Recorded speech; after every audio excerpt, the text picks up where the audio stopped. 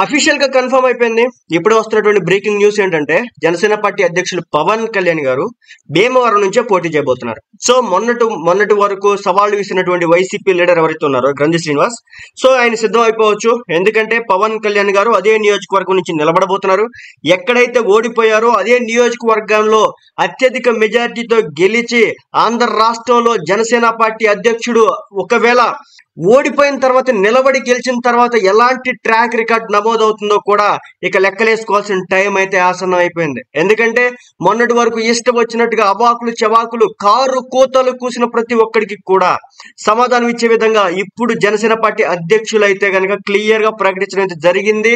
పవన్ కళ్యాణ్ అక్కడ పోటీ చేయబోతున్నాడు, రాయలసీమలో పోటీ చేయబోతున్నాడు, తిరుపతిలో పోటీ చేయబోతున్నాడు, గాజువాకలో పోటీ చేయబోతున్నాడు అంటూ రకరకాలుగా మాట్లాడుతున్న నేపథ్యంలో ఇప్పుడు వస్తున్నటువంటి సమాచారం ఏంటంటే నెక్స్ట్ ఎలక్షన్స్ లో తప్పనిసరిగా భీమవరం నుంచే పవన్ కళ్యాణ్ రంగంలోకి దిగబోతున్నట్లుగా స్పష్టంగా ఈ రోజున ప్రకటించడం అయితే జరిగింది. ఇక ఇప్పటి నుంచి పూర్తి స్థాయిలో జనసేన పార్టీ కార్యకర్తలంతా కూడా పూర్తి స్థాయిలో రంగం సిద్ధం చేసుకోవచ్చు. ఇప్పటి నుంచి గ్రంథి శ్రీనివాస్ వర్సెస్ జనసేన పార్టీ అధ్యక్షులు పవన్ కళ్యాణ్ గా ఉండబోతోంది.